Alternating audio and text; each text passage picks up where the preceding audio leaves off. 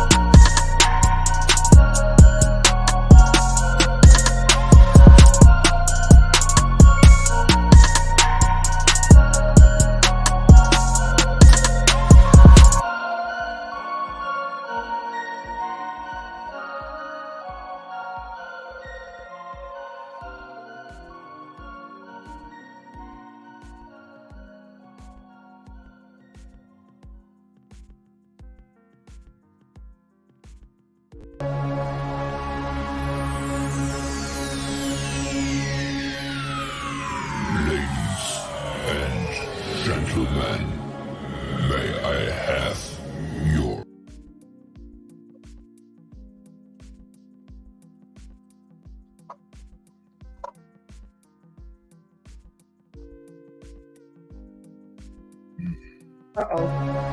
All right. What's going on? Ladies and gentlemen, may I have your attention, please? The show starts in 10, 9, 8, 7, 6, 5, 4, 3, 2, 1, go.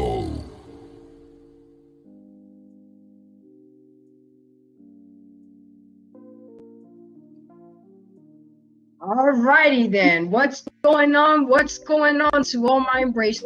This is a little technical difficult at the beginning, but everybody knows I'm still building this plane while I'm flying it. So strap on, Mr. Hank, because we may see some parts fall here and there, but we're gonna use some masking to it, okay? But how you doing today? I'm good. I'm good. It's another beautiful Wednesday. Get the opportunity to come in the basement and now get to hang out with you a little bit, Miss Grace. So it's all good. It's all good. I know that's right. Well, this was an interesting topic to me, especially when I met you on these YouTube streets, and you were very animate about this one pop theory. It's one of the things that you stand on 10 toes strong. So I said, you know what? I need to bring him on, and I need to have him help me show women about what this one pot theory is about. So before we get started, I would like to introduce myself, especially to my newcomers and to Hank, the basement audience. My name is Grace with Embrace the Grace. And over here, I am an advocate for men, especially Black men. I have a Black son. So a lot of things that I talk about, he will endure and is enduring. So over here, we have the awkward, messy, uncomfortable conversations because they're necessary. We don't hide things underneath the rug, and we don't want to ignore the big pink elephant in the room. We make sure that we address it.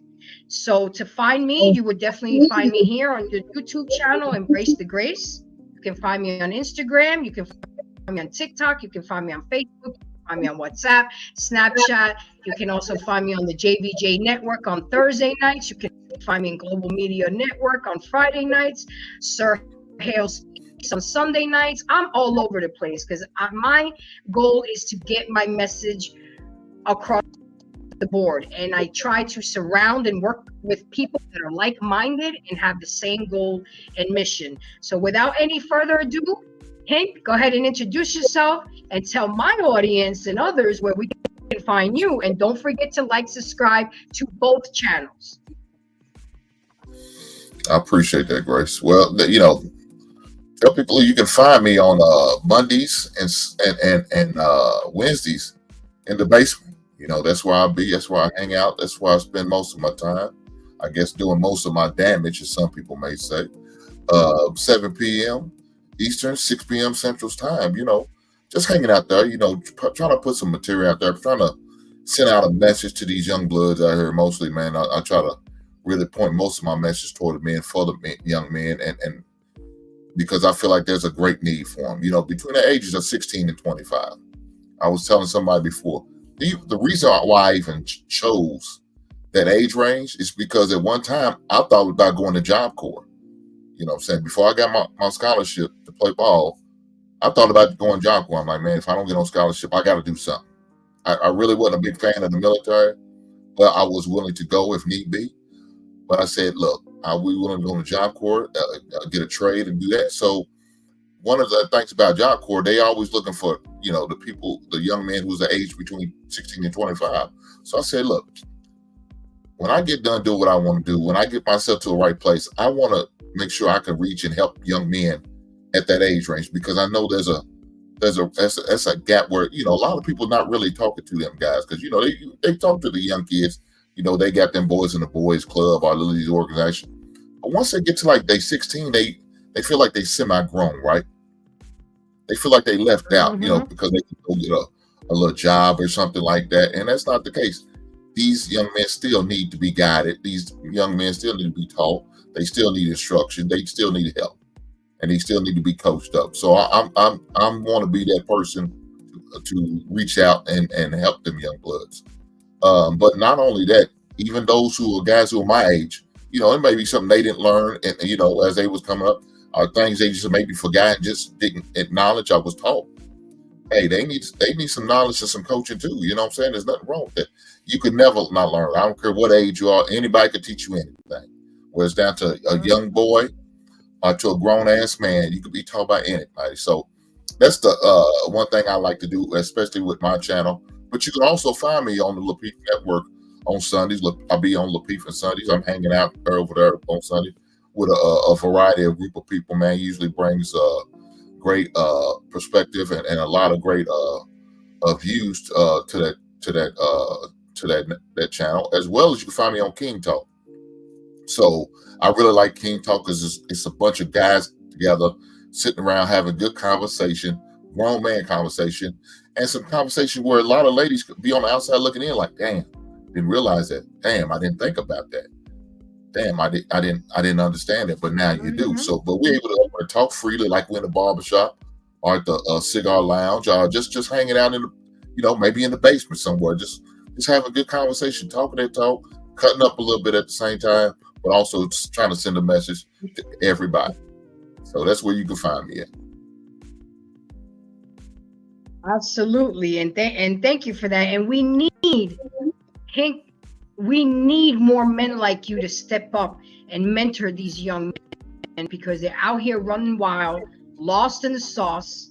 No disrespect to single mothers, but they really need that mentorship from a male perspective. We can teach a boy how to be a good man, but we can't teach him how to be a man. Only a man can teach him how to be a man. Just like us ladies, we want to learn about men. We need to go to the men to learn about men. I can't learn from Judy down the street or my mama or my auntie or big mama. If I want to learn about men, I gotta ask the men. And that's what I am constantly doing, out here networking, asking questions. And actually tonight, Hank, there's going to be some things that you're going to teach me, because after today and the conversation that I was having with the gentleman that I'm seeing, it made me realize that I'm like 50-50 on this one pot theory still. I mean, I'm all for it. But as the show goes on and you teach us more about this and the importance of the one pot, you might have to change my mindset as well, because there are things that, as us ladies, have been taught all our lives, is how to survive. You always hear aunties and mamas teaching us, oh, you always put money up. You always stash money. You never know emergency. That's going to take work on your part and other men to show us, well, why shouldn't we stash some money away? Men are leaving us all the time. And then what do we got? We're left hanging with the bag, with the children.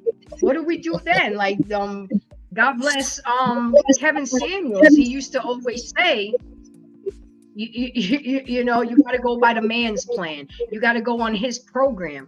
But what if you're a homemaker and you don't work and you depend on everything on your husband, and now all of a sudden y'all break up? What is a woman to do? And let's incorporate that with the one pot theory, because you got to teach me too now, because I made my ex-husband sign a prenup, and because I wasn't going to allow the inheritance that my father left me with all his blood, sweat, and tears, and everything that I've worked for him to get half. I get it. But how do you incorporate the one pot theory with something like that? The floor is yours, sir.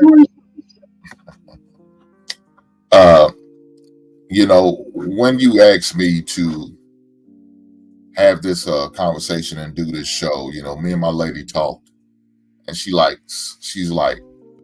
you know they're not going to really understand. They're really not going to get us, and then they're going to look at me like, why would you do something like that, right?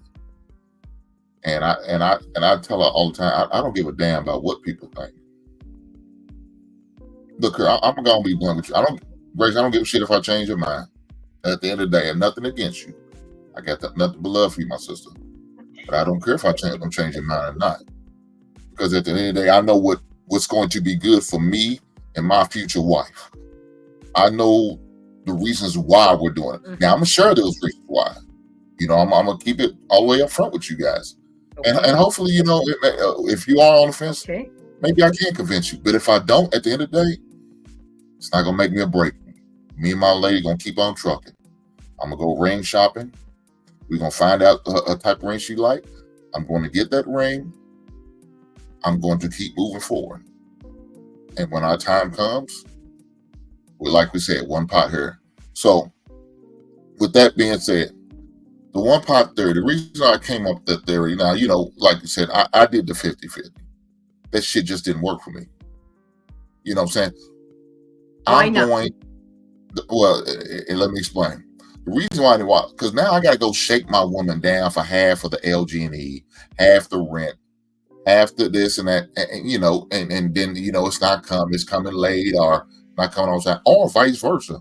I'm giving her the money late. I'm giving up, you know, not on time. She go to the store, she handed me receipts. I need half on. Now, see, that's irrelevant to me. That's dumb to me. That's doesn't make sense to me. And I said, look, when we're married, we come together as one. You give me your body to me. You know, we having sex unprotected. You know, because I wouldn't have a son if I didn't, right? But you afraid of me having your paper, because that's all it is paper. And it's only paper because of how much we put value on it. So if that's the case, then why can't we come all the way together? Please, ladies, I understand this old 1925 mindset y'all took back then because the laws wasn't set up for that. 2023 is the law is gonna make sure you good. They're gonna make sure you good. So guess what? They're gonna take half our money anyway. Now, I know, Grace, you said you had inheritance. That's not even on the table. Your husband's not entitled to an inheritance. They're not at all. So guess what? The law said that. You don't have to do anything. That inheritance is all you. That's off the table for him. He doesn't have access. Now, if you sit there and sign it over, sit there and say, hey, I inherit a house, so I'll, you know, do a quick claim deed. Well, then he has some say so to it. But if he don't, he has none. You understand what I'm saying? So these laws, you're going to be well protected. And guess what? If you didn't have a job, or you a homemaker, some people say, you're going to get more money because now you're bringing nothing in the hand. He's going to have to give you a certain amount of money regardless because of that. Now, I understand some people I heard who are scared and they have to get a prenup. But guys, also think about any money y'all make once y'all get married, it's eligible. It's eligible. So they're going to put it in one pot and they're going to split it. So it's not like that. They're not going to do that. There's going to be a split. It may not be as much because you may have keep whatever you came in with first, and they may be pregnant, but whatever y'all may combine together, it's up for grabs. It's up for grabs. No, So let me I'm sorry, go ahead. Let me ask you a question, Hank. So you and your lady have had these conversations, because while I was doing my research, I find out that people don't even have these conversations before getting married, and that's why they run into the brick wall once they're into the marriage. So I would have to agree with you. You must have these conversations and communicate with each other. You know, bump marital or premarital counseling. We need to have financial literacy counseling before a couple gets married. So the fact that you and your lady are talking about it, setting expectations, is half the battle. It really is. It is half the battle, because you cannot go into a marriage after the fact. You find out I'm the spender, you're the saver, I've never been taught how to manage money, but you're, what you would call stingy. You know, where you're really trying to save money, and that's I think the biggest thing, Hing, that people need to have those conversations before getting married. Would you Oh yeah, agree with me? definitely. I mean, look, that's one of my eliminated questions. That is one of my eliminated questions. How do you feel about one pot? And then they look bad for they don't understand. What do you mean one pot? And I explain, putting all our money into one account. That means whatever check I get, whatever check you get, we put together. Doesn't matter if you make more than me, I'll make more than you. We're coming together as one on everything. That's one of the questions I talk about. What is, financial literacy? Are you good with finances? Is finance an issue for you? By the third date, I want to know your credit score. I want to know if you can hold a home up by yourself if I was to go off hurt, or vice versa. Those are questions you need to ask. That's a must. I know people get nervous and scared when they talk about money. No, not me. Because at the end of the day, I invest all my money, most of my money, into the place I lay my head, and that's my home. Because I know I'm going to get a return. I can't get a return on these new cars. I can't get a return on certain jewelry. I can't get a return on going on these trips or nothing like that. I can't. But I know if I invest into my home, I could turn this $45,000 home, turn the value, do something here, remodel here, update my bathroom there, update my kitchen, and now my $45,000 now is worth $65,000. So yeah, I'm going to put it where I'm going to get the most returns. Now when I say one pot, people think, oh, you just talk about one. No. I believe in diversifying my money. I have more than one account, but we all coming together with it. Now, please believe some people ask the question, well, what if she wants to give you a gift? That's one of the questions I get all the time. You can give me a gift. You have a credit card. Not a problem. You will have a credit card just like I will have a credit card. But please believe the bill's going to get paid out of that one pot. You have access to everything. If you're my wife, I'm going to bless you with my last name. I'm going to bless you with access to everything. What we hiding for? I don't believe in no rainy day fund. Because now, in my mind, you already scheduled for your exit plan. You're not all the way in. Yeah. I got 5 toes. Yeah. I need 10. I don't want 8 toes. I need 10. Not 9.5, unless you like Megan, that's all you got. If you only got 9 toes, I need all 9 toes in. But if you got 10, I need all 10 toes in. I need you to be down like the pavement with me. If you're not down like the pavement, I don't need you. That restaurant does. The same restaurant that I left you at, that's who needs you, not me. I don't want to be with you. I want to be with me. Who's going to be with me? Who's going to be there for me? Who's going to fight? Who's going to scrap? Do it again. Make sure you have your hard hat and your lunch pail, because every day is going to be a challenge. But we're going to do it together. You're not doing it all by yourself. Please believe. Ladies, do you hear it? I am bringing you're hearing it from the horse's mouth. Okay, you're hearing it from an articulate, educated Black man. Okay, this is not a Pookie or a Ray Ray. It doesn't apply to the Pookies and Ray Rays.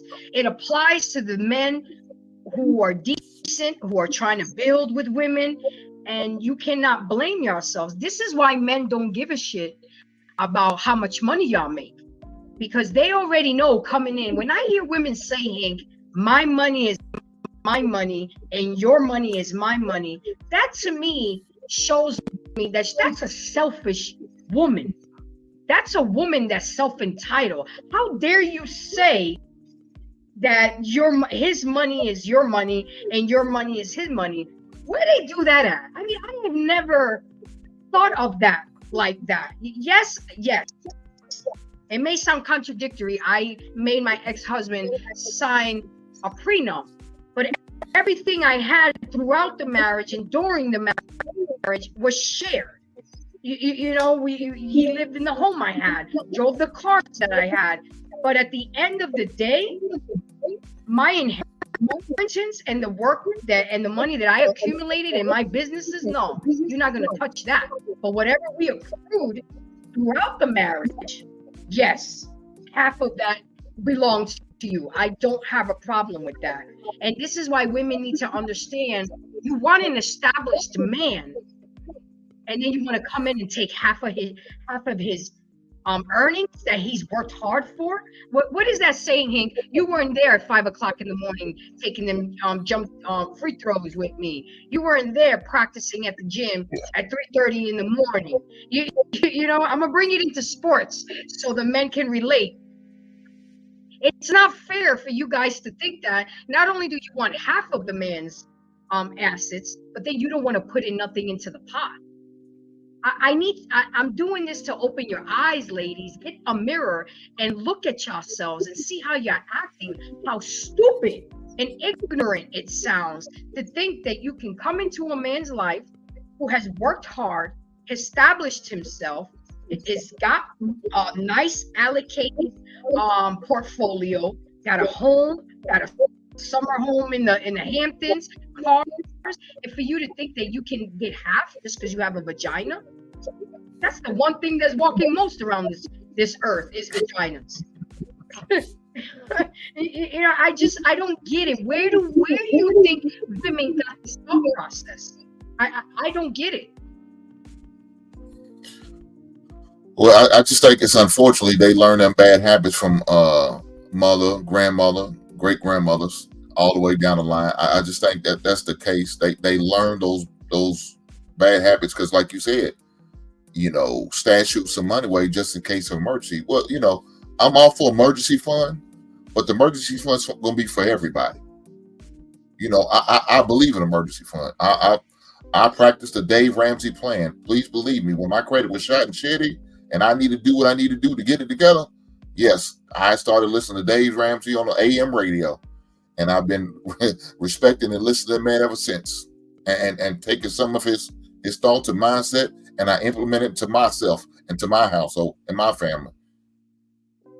So yeah, I'm all for emergency plan, but me and my wife's entitled to that emergency plan, not for her to bail out in the middle of the night and leave me with a goddamn Dear John letter. We're not doing this shit. We're not doing this. I hear you. Thanos Theory said, here's the tip for the lady at the restaurant. But that's for you.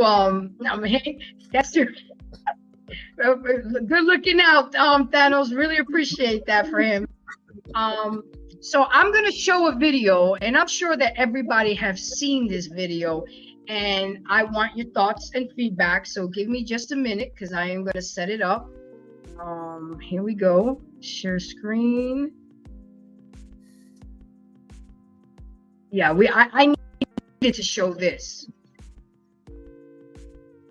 And I know a lot of us have seen it already, but we're gonna show it and we're gonna talk about it. Let's see if it comes up. I'm still kind of learning about this. Okay, it came up. Let's see. Yeah, let's sharing videos and stuff like that. Let me see. Play. About $20,000. No. Can you see it?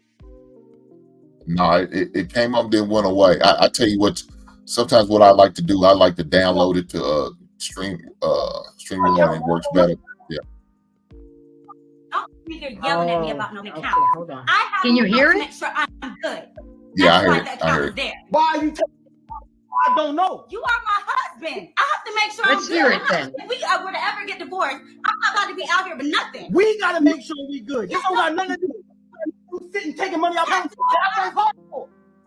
you not work for us? Are we not a family? You want? Don't This you is want working me to be for good? you. This ain't You know it is. I have to make sure I'm good. I'm a woman. If you were to leave me, I need to be okay. What is the problem? You need your problem yourself. What's the problem? Serious? Listen, check this out. At the end of the day, you make count Why? that I was already struggling. I have to make sure I'm good. I can't. I'm not about to argue with you about money. You are self. No, I'm not. No.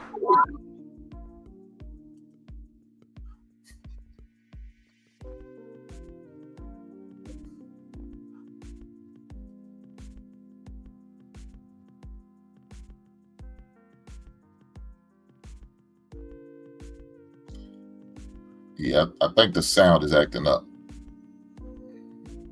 Is it? Okay.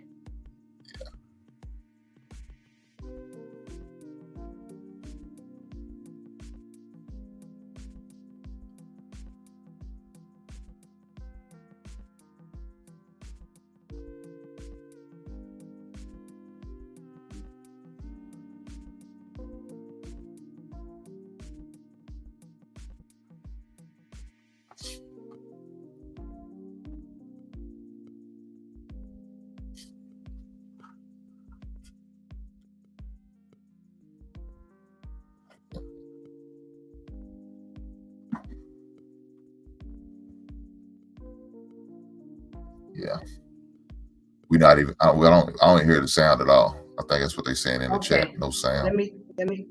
Let me turn it off then. Okay, so it was the video. Can you hear me though?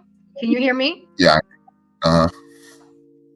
Okay, so it was the video about the husband who's working 2 jobs, working his ass off, struggling to pay the bills, and the wife was stealing money out of the account and stashing it away, and she literally had $22,000 in the account, seeing her husband struggling to pay bills.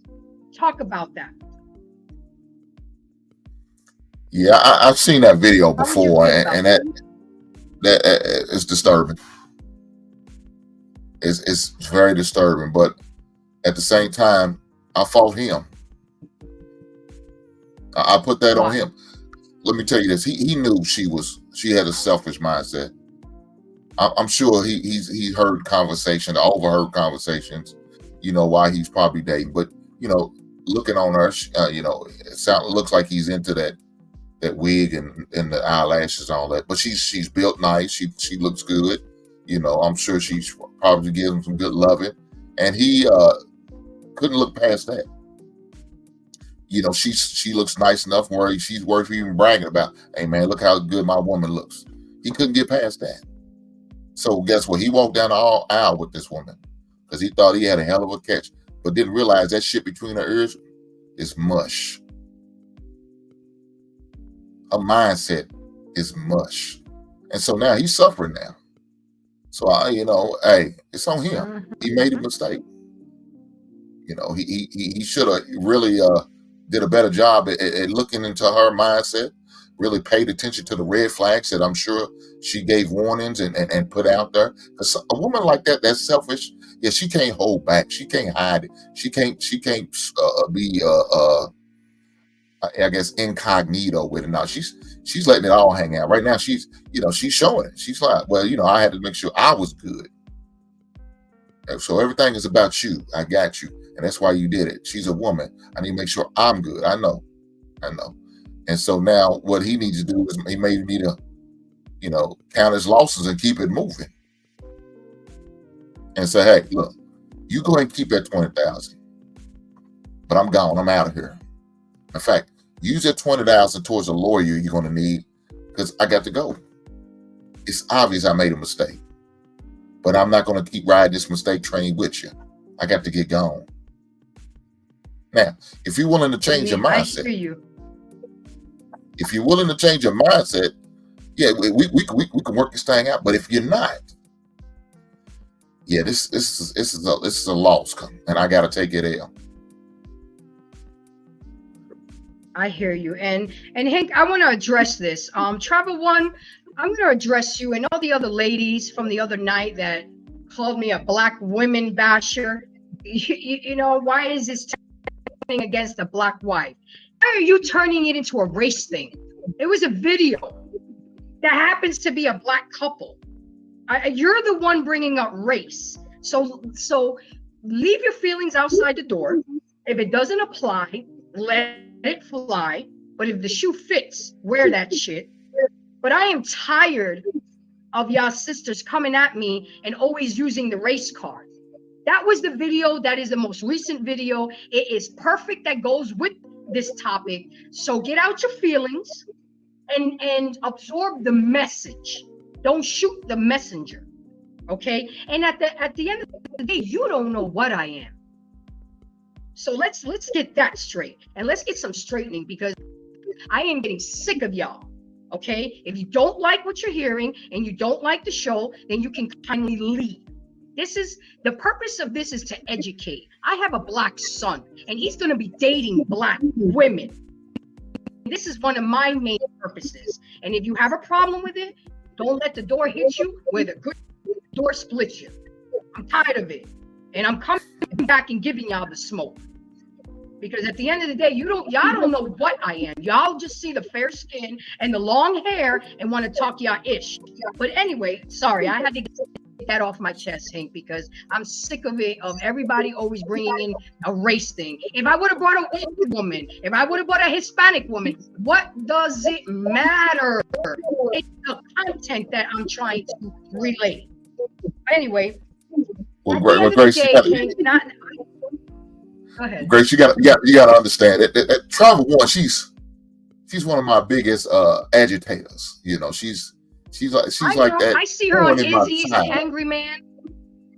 Yeah, she comes over here and she gives me shit a little bit, but I don't even take offense to her, Grace.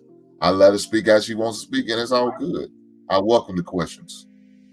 You know, because you need critics like this to keep you right and keep you on your toes and keep you honest, right? And I'm cool with that. I have no problem. Absolutely. With it. I welcome the smoke. I welcome the smoke, because you know what? That's been the story of my life all my life, Hank. I used to get jumped in school. Oh, you think you're cute because you're light skin and your long hair. This is nothing new to me. And the fact that we're in 2023 and it's still happening shows me that they haven't leveled up. They still at the bottom and complaining. We not taking y'all men. Y'all giving them to us. Okay? So sit on that, Travel One. And I know she trolls everybody. And I'm glad that she's here, because you know what? It is what it is. You bring it, because I ain't scared. But with that being said, I don't just come up here and talk ish. I do my research. I get my information so I can educate people and we can become better version of ourselves. So I actually looked up what the definition of the one pot theory is. And Hank, it says here, it's the presumption by the courts that all properties and monies received before and during marriage is marital property. So it doesn't matter if you don't want to do the one pot theory. The courts will do it for you. And like Hank said, the courts are right now in the favor of women. So this, and somebody told me today, I was talking to them, it's still a slavery mentality. The fact that you feel that you have to put a stash away, the fact that you feel that you're going to be left behind, that is old school thinking. Because again, like Hank said, if you're going to give your body to a man and you're going to exchange bodily fluids, you're going to have a problem with exchanging a piece of paper. You know, I mean, let's really look at it. So the man is only good enough with his clothes off. He's not good enough to go to the bank and withdraw some money that both of y'all put in the same pot. So money is the number one issue, Hank, married couples fight about. And it's the second leading cause for divorce behind infidelity. And it seems that anytime money is talked about in a relationship, it brings frustration and tensions, and it tends to happen all the time. No matter how much you love your spouse, mate, significant other, trying to merge lives and his or her money can be bumpy, but it still can be a beautiful ride. You just have to be open to it. You have to be open to it. What do you have to say about that? I mean, that's exactly right. I mean, like you said, you definitely have to be open to it. And look, it may not be for everybody, right? It just may not. You know, it's one of those things you can't have your pride get in the way for it. You know, you just can't, because if you do, then yeah, it's gonna be a problem. Because let me tell you, these ladies starting to make more and more money than some of you fellas. So I mean, what you gonna do? And if she wants to live a certain lifestyle, you can't really afford to go 50-50, because now you may be giving up your whole goddamn check in order to live in a certain neighborhood, in order to drive a certain vehicle, in order to keep up, and with certain restaurants she may want to dine at, or maybe go on certain trips. What you gonna do then? So guess what? Look here. As a man who's looking to always to build and do better and get better, one of my next goal or projects I'm working on is buying an apartment complex. You know what I need to do is bring some type of equity, bring some type of collateral. You know what's collateral? Money. And so if I can show a combined sum of my money and my wife's money, that's more money for collateral. And better chance I get a good loan, a low interest loan, a better rate on my loan, because I have more collateral to put up against. Yes, that's what I want to do. It's all a part of the big picture. People don't look at that. But somebody sit there and say, "Hey, I'm making 90,000, but guess what? Me and my wife, we making 150,000 together. So whatever I'm dealing, I'm going to get there faster than you are by yourself, because you thinking as an individual, not as one. But you're gonna sit there and say, "Oh, well, my wife." But guess what? When they look at your account, you're gonna leave your wife's account because that's not no money, because you don't have access to it, because you don't believe in a one-pot theory. So now you only gonna be able to show 90,000, and I'm gonna show 150,000. Who you think's gonna get that good rate, that good loan? Who you think's gonna get it better? Who you think's gonna come with the more like the good better for? Me. I am. So if you don't want to do it that way, then so be it. Good luck with that. I'm not with it, because that lets me know. And I hear you. If when you talk about somebody's money, let you know what let's take it to a whole different level.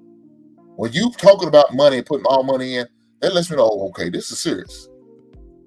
This is serious. People willing to sacrifice their body and their feelings, but when you have all that money, oh, now you talking something different. That lets me know, okay, you all in. If a woman would trust you with her income, yeah, you talking about all in. She's willing to give us her money to you and share with you like that. Yeah, you talking about all in. You're absolutely right. That shows a woman spending her money on a man shows a man that they're serious.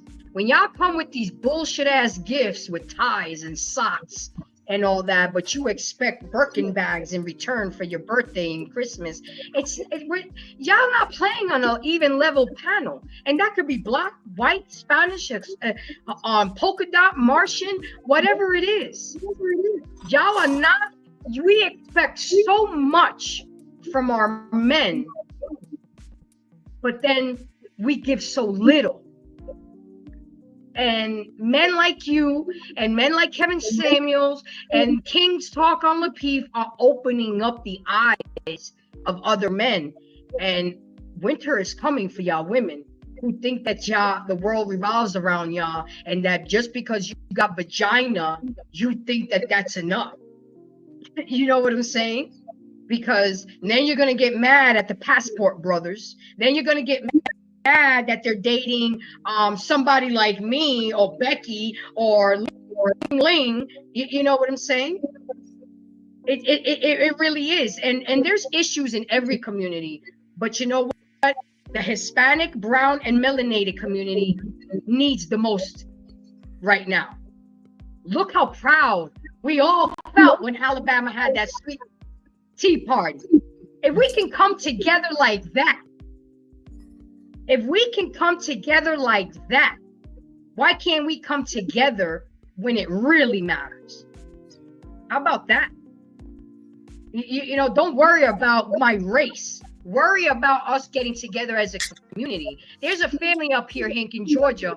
19 families got together and bought thousands of acres of land, and they're about to they want all black business owners. They're not really shying everybody away, but they're giving black business owners the opportunity first. Black gas station, black grocery store, black bank, black everything. What's wrong wrong with that? You know what I'm saying? Why can't we concentrate our energy on that instead of worrying about what race I am? You see, we got our priorities wrong. We not trying to fix problems. We're just trying to point at people, and it's never going to get better. I can't change my hair. I can't change the color of my skin, but you can damn sure change your attitude and your mindset and do better. So I got here 7 tips for a healthy relationship when it comes to money and marriage, and we'll talk about that. Okay, the first one is and you probably do all 7 with you and your lady. So we're gonna see where once we go down the list, Hank, your report card after this. Keep a joint bank account. Don't keep separate accounts. Put all of your money together and begin to look at it as a whole. Keeping separate checking accounts lays the groundwork for major problems with your money and marriage. Okay, talk to me about that. How do you feel about that? I'm all for it. Now, I'm the type, we're gonna put the percentage of money into a checking account to pay all of our bills. You understand what I'm saying? But I'm also all for investing our money. So currently, right now, me and my lady, we're getting 4.7% interest on our money in a marketed savings account that I end up looking up and finding out and get more information on, and we're getting 4.7 interest. That is a hell of an interest rate for those who don't know, who are small-minded and has no idea about money. That is great interest rate. That is great. So with that being said, only way you can do that, you got to have at least a minimum of $50,000 in the account. Minimum. Now you can have 25,000, but it's going to be a little less. It's going to be like 4.0%. But you get that average extra 0.7 if you have 50,000, and you're going to get certain level of perks and benefits. Why? Because it's more money. That's more interest. So the amount of money I make on interest is a check for some people for the month. I could just sit back and live off interest. Do y'all understand that the more money is in there, the better off it is? And that's residual income. Man. That's the amount of a part-time That's residual job. income. You're making money while you're sleeping. You're making money while you're vacationing with your lady and don't have to get a part-time job. As we get older, we should be learning how to make money the smart way and not the hard way. So with number 2, Hank. Exactly. At number 2, it says here, discuss your lifestyle choices together. Some people, I'm giving you an example. Some people are perfectly content shopping at the Goodwill when they need to update their wardrobe, but your spouse or your significant other may have to feel the need to buy name brands items at full price. But you can't have champagne taste with beer budgets. And that's another problem. We want to live above our means. We want to prove to the Joneses next door. We want to put this fake reality life on social media. We would rather go broke and show ourselves that we got money when we don't really got money. You know, we fake it till we make it. But how long are we going to keep faking it? When are we going to actually start making it? That's the big question at hand. So marriage is all about a compromise. Couples need to talk daily or at least weekly with their spouse about money. So do you and your lady talk about money a lot? We don't have to talk about it a lot. Look, what I always talk about doesn't need to be said. So we already have an understanding. When things need to be done, things need to be done. Now, she has every right to express her feelings, her reasons, or whatever's going on. Money. Say if we're gonna make a purchase, I expect her to have something to say. I expect her input, and I welcome it. But what at the end of the day, I got to make that decision. Whether we are successful with it or we fail, I make that final decision. And I have to eat it. If we take a L, I got to eat it. And if she's mad at me, she's had something to say about it, I got to accept it. Because at the end of the day, I made that final decision. And she's okay with it. Why? Because she trusts and believes in me. She realizes what she has in me. She knows I'm not going to let her down or leave her out desperate and destitute. I've been poor. I ain't never going back. I'm not one of those dudes who has a mindset, I live above my means. I don't. Matter of fact, I move like I'm broken in hell. Like I'm poor as shit. I live below my means because I'm not materialistic. And I have a lady who's not materialistic herself. To the point, let me even share this with you. I don't know how she's going to feel about this. When she went school shopping, she even instills that in her daughter. She got some of the clothes from the Goodwill. Because guess what, guys? When you go to the Goodwill, not everything's secondhand. They got some new shit that's never been worn with new tags on it. Just never put it on. Why? Because maybe they just didn't have the place they needed to wear it. I wanted to wear it. Who knows? Look here. I hear you. I furnished my whole apartment from the Goodwill and a Habitat for Humanity store. Rental houses, furnish them through the Goodwill and Habitat for Humanity. What do I look like putting brand new shit into an apartment? I know more than likely my tenant gonna tear it up in about 3 or 4 months and I'm gonna have to replace it anyway. I'm not. That's not the smart thing to do. So I'm gonna invest on certain things what I need. Now, guess what I'm gonna put in mine? Everything brand new. The hell with you guys. Best believe it's gonna be nice in the house where I reside, I lay, I eat, and I sleep. Please believe it. But in them other spots, no, I'm not. I'm gonna do what I gotta do.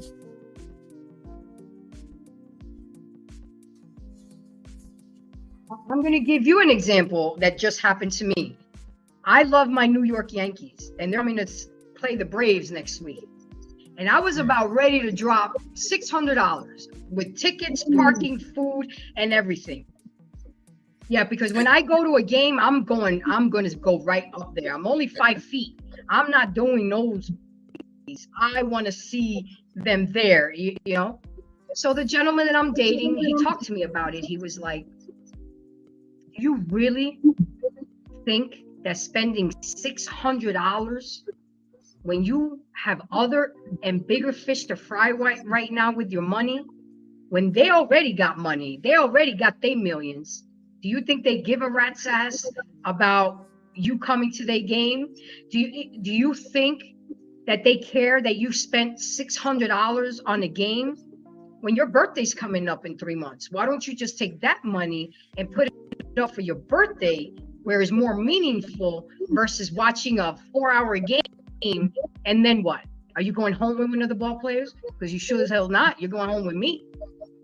And I sat on that, Hank, and I said, you know what? He right. You know, I could watch the game at home, fry up some chicken wings, you know, and have the same kind of experience, but just not spend $600. And I took his lead and I said, you know what, you're right, babe. I'm gonna go ahead and put that money up, and I would rather spend it for my birthday, where at least with $600 you could get a nice room for a day on the beach, you know, where it could be more meaningful versus watching a game. But that's where the conversations happen. That's where, and it wasn't even his money he was spending, it was me.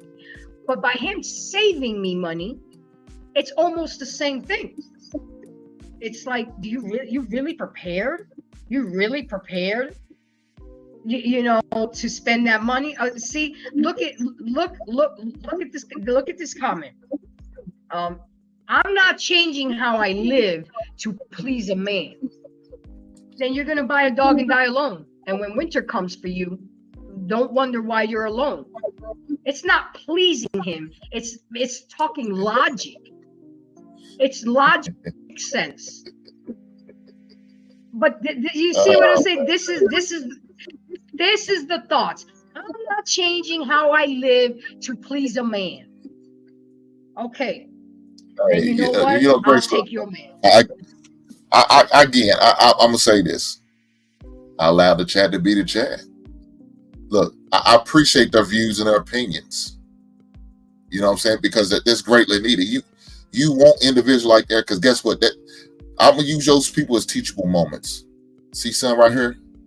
This type of woman you don't want. This type of woman you don't need. Why? If that's her mindset, that she's not willing to make some adjustments or changes in order to please a man, yeah, you don't want to be with her. Because let me tell you another thing she's not willing to adjust to. She's not willing to adjust to your plans. She's not willing to adjust to what you have to say. Matter of fact, she want to just bogart and bully your opinions to the point where your shit doesn't matter. Matter of fact, she don't even want you to talk. Why are you even speaking? Now we good. We good. So I welcome young ladies like Sugar Bum and Travel One. I appreciate you ladies. Y'all keep coming back. We need ladies like y'all. Yep. And I appreciate your questions and your comments. Again, they keep me on my toes. Thank you, ladies. And then Miss Doreen said, what's wrong with pleasing? Well, I'm going to put it, what's wrong with pleasing your man? I love pleasing mine, and I benefit from that too. Absolutely. But you see, that's what it is. They're only looking at the trees, Hank. They're not looking at the whole forest. And then Stan came back and said a good comment that I liked. He said, hold on 1 second. What's wrong than $100 be safe at home or sports lounge with your man? Makes sense. Absolutely, Stan. I'm going to fry up some lemon pepper wings, buffalo wings, what I call fat people fries, you know, cold beer. We're going to watch the game, and it's all good. And that's probably going to be less than $100. And I'm still going to get to watch the game, but I'm not going to spend all that money. And it just made sense. I mean, you know, the old Grace, maybe 20 years ago, would have been like, nah, I'm going to go to my game. I don't care. I'm going to spend that $600. But no, I got a senior this year. You know how when your kid is a senior, how much expenses are going to come up. Pictures, Yeah. cap and gown, college applications. You know, that's, yeah. Hey, Grace, if I can't take a moment to showcase what I like to do on my show on Mondays and Wednesdays, okay, and that absolutely. is Go ahead. Display my Funko Pops of the week, and that is Eddie Murphy. You see the album in the back. I don't know if you can see it over my shoulder, but also I have Funko Pops of Coming to America when Simi and Akeem, as well as my man Randy Watson, played by Eddie Murphy. So thank you for that opportunity, Grace. I appreciate it. So we can continue to go down this road Absolutely. of helping these lovely ladies and gentlemen do one pot there. Yo, this is so funny to me. Travel One and Sugar Bum, I'm enjoying y'all because this is the first time y'all really interact with me. $600, I'm gonna even put it in there for you. $600 is chump change. Your man, who really isn't your man, can't afford it. Embrace the grace. It's not a matter of affording it. It's a matter of being smart with your money and not being ghetto fabulous with it. You know what I'm saying? Yeah, you may have a bag, but you can't pay your rent next month. Yeah, and that's the thing about it. For the individuals who want to do that, and you're gonna be cutting corners, and like you said, you're gonna be paying people like me late. Now your rent is due, and you don't pay it. You begging your landlord to give you an extension, and I'm the type, I'll put your ass out. Because what I do, your rent is tied into your water bill. And if your water's turned off, you can't live there. It's inhabitable. I told a couple people this before. Tie your rent to the water bill. So as soon as they don't pay a rent, you turn their water off. And you let the housing authorities know they live in an inhabitable house. They don't have water. And you have to go. I'm sorry. I put out a woman with 2 kids. I didn't care. At the end of the day, I need my money. The property tax don't get paid on IOUs. That's not how it works. I got to pay that thing every year. And if you ain't paying your rent, yeah, you're going to be out cold. Good luck with that. I had one that was on Section 8. She didn't want to do right. I reported her. I have no problem doing that. Because at the end of the day, I need my money. I need my money. Yeah. Absolutely. Sugar Bum says the conversation seems male driven and women are just supposed to go along. Yeah, that's what we were made for. We were made to be a helpmate for men. I know you were tricked with feminism, and I know you've heard your mama and big mama and your auntie say men ain't shit and you don't need men. But at the end of the day, who was out there getting your toilet paper and your sanitizer and everything when COVID hit or when the purge hit and martial law? Who are you going to look for? Who's the first ones that are going to die off? But you know what? I'm not here to convince you, Sugar Bum, because you're so far gone that it's not even worth my time.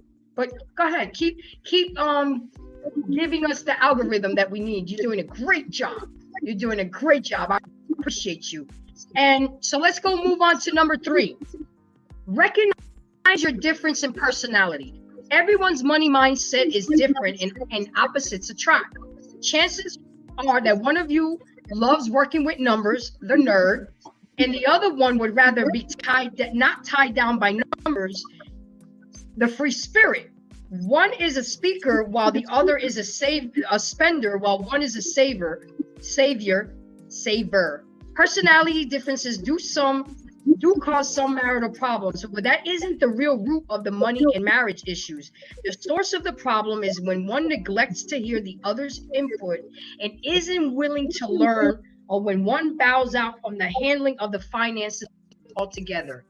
And that is what the gentleman that I'm seeing was telling me today. You have to be willing to learn from each other. You have to be willing to be coachable. You have to be willing to change your ways, because how you lived with your mama and your daddy and your auntie doesn't matter anymore. It's how you live with your spouse now. It's how you live with your significant other.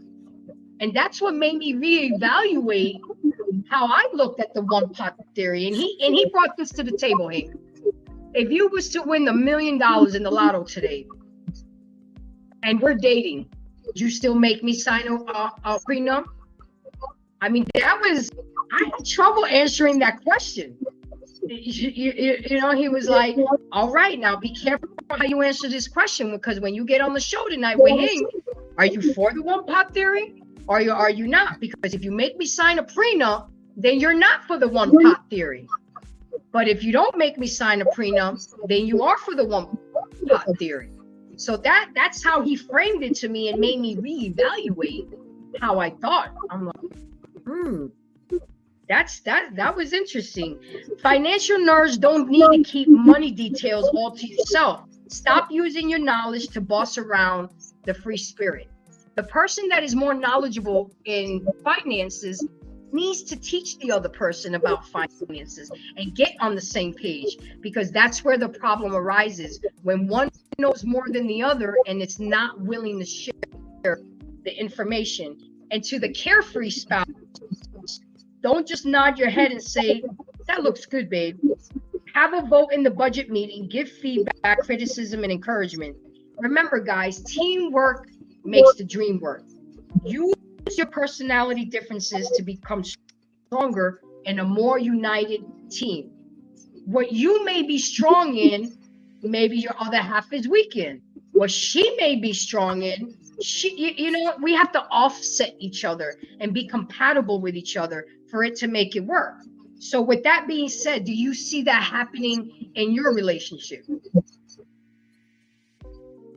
No, because the thing about it, I tease all the time. I said, I'm not gonna let you work the money, because you gonna mess around and miss some numbers. But look, we both understand, neither one of us are materialistic type women. That was one of the good things I seen in her and I found in her, and I was good with, because I dealt with a materialistic type woman before. I mean, it was okay, but it just got too much, because I'm not really into that shit. It's just not me. So yeah, it was like a turnoff for me. It's like, not that I couldn't afford it, but I have a plan at the end of the day, and my plan is not to be spending my money on every new phone that's coming out. You know what I'm saying? Every new bag that's coming out. Your girlfriend's getting this purse. You looking at me Now you want this purse, or these shoes, or this outfit, or this dress. You want to go on that trip and that trip. No. At the end of the day, I got a plan. And the plan is going to help us make money. So guess what? When we retire, I'm not going back to work unless I'm bored as hell.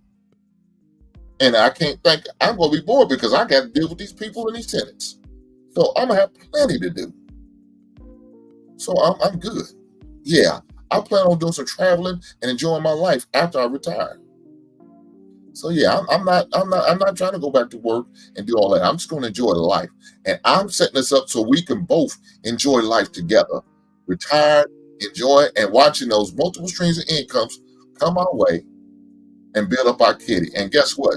When I go on and move on, my kids, my daughter, my son, is going to be straight. My granddaughter is going to be straight. That's how I got it set up. That's how I move. Again, I'm going to tell you guys, I'm going to drop a Jimmy eye. I encourage each child to have a life insurance policy for your kids. Not one where they splitting it. Hell no. Because I don't want them fighting over my and her. We're not doing that. Each kid, son got one, daughter got one, grandbaby got one. They have a life insurance policy. All of them. They will all get a nice amount of money thanks to granddaddy or daddy. That's the way it's set up. I'm talking to my lady about the same goddamn thing. This is what it's going to be. It's called leaving a legacy. That's it. That's it. And I told her, I said, we're going to sell the house because we're going to move into a different home once we get married, right? I said, no, this is another income right here. I'm not selling this house. This is income. It's another form of income. We're going to make money off this house. I'm going to rent this one out. And we're going to move into our new home together that we're going to build together. And we're going to be good. So no, I'm not going to. That's another form of income. Why would I sell this? I'm not. Yeah, push come to shove, you can always come back. Push come to shove, only thing we're going to have to pay on this property tax, oh no, we good.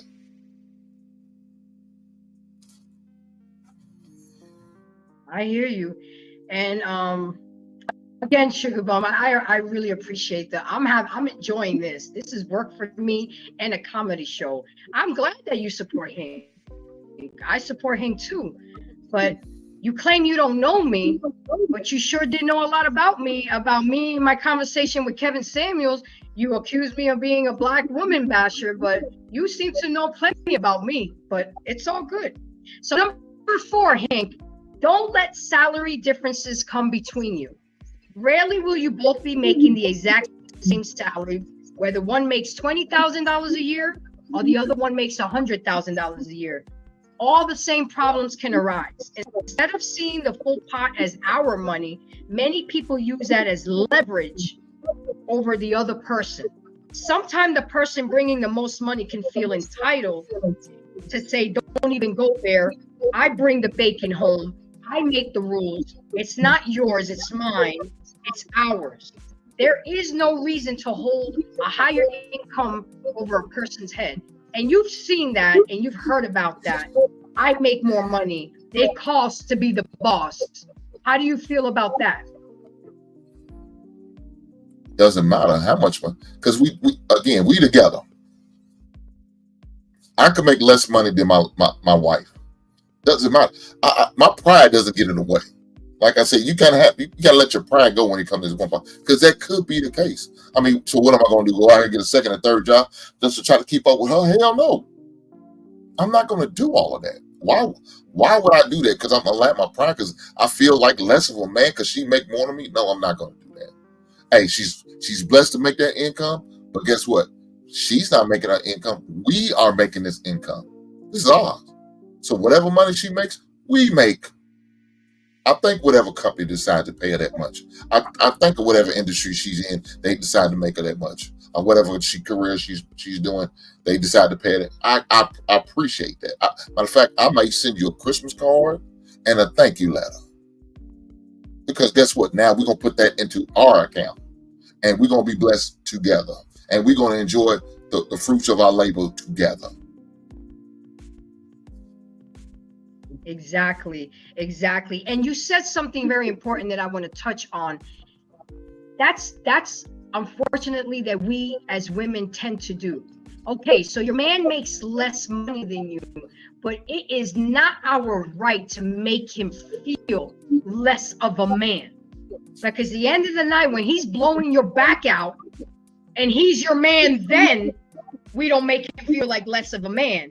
But when you want to use your money as leverage, or your degrees and everything else that we try to use as armor to make us equal as men, which, ladies, I'm here to tell you, we will never be equal to men. It's never going to happen. The order of operations is the children belong to the women belong to the men, and the men belong to God. And that's how it's been. That's how it's always been. And that's how it's always going to be. We come of a man. He put the man to sleep and took a rib and made us to be their helpmate, not to be their equal. Because I don't see a lot of y'all working in the sanitation. I don't see y'all in the sewer systems. You want the same pay, but you don't want to make the same, you don't want to do the same jobs. You want the cushy CEO jobs, which, you know, with the power suits, but you're not up there when the lights go out in the middle of a hurricane and then buggies, you know.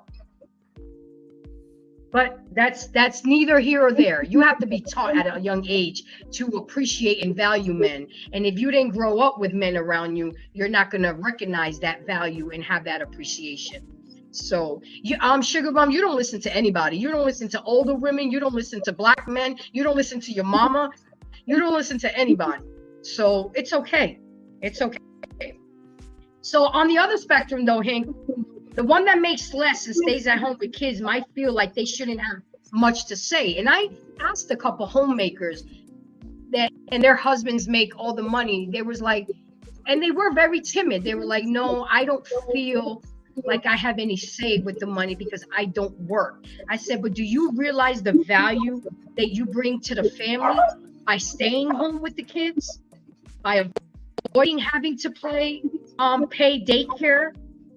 You know, things like that. A lot of them don't recognize their value, so they allow the person so they allow the person that makes the money to make them feel lesser of a person. And that shouldn't be. A person should not feel guilty for speaking into the budget or even spending on anything more than they should. You have equal say because you're in a marriage. It's a team. You know, they may not bring in more money, but they're bringing more value by saving money. You're not taking the kids to daycare. You're able to take the kids everywhere. You don't have to pay a babysitter because you're at work or you have to do something. We have to recognize our value too as homemakers and women that do jobs at home versus CEO. You know, a lot of these women that I see that have high degrees and high-powered jobs are miserable. They're miserable because they're spread so thin and trying to prove something to everybody and everything, and they're still sleeping home alone in an empty bed with all their degrees and all their money in the bank. So yeah, how do you feel about that? Look, at the end of the day, if you can afford for your wife to stay at home and take care of the family, then that's a beautiful thing, right? Because I mean, what's going on right now, and the things that I see that's going on and allowing these kids to be exposed to certain things in school, I would be looking into homeschooling my children. That's what I would be doing. I'll be looking to homeschool my kids, and hopefully I picked a smart enough wife who has her, you know, who values education. Because see, I'm a man who values education. I know some men say they don't care about women. Let me tell you this. I want to see you a woman with a degree. I want you to be an educated woman. Okay. I don't want you to be a dumb woman. I don't. If you're a dummy, then I got to look at my kids. I got to be concerned. Don't want to have kids with this woman who doesn't value what her knowledge? No, hell no. So I value a smart woman, an intelligent woman, a woman who has common sense. That's all value to me, because now I know she's going to pour that same knowledge into my child or to our kids, and that's what I want. If a man can afford to keep his wife home, why wouldn't you want to do it? And like you also said, look at the amount of money you saving as far as childcare. Childcare is expensive. Now I remember back in the days when my son was in child, I was only paying $150 a week. What I'm hearing now, you damn near paying a house payment. Mm-hmm. You damn near paying a house payment for childcare. Yeah, I'm good. I'm good. And now what they got going through with these schools and what they're exposing our kids to, educate and pushing on their kids. Yeah, no. I encourage my daughter to homeschool her child. I definitely do, because what you about to come up on is not right. Now, fortunately for my son, he doesn't have to deal with that no more.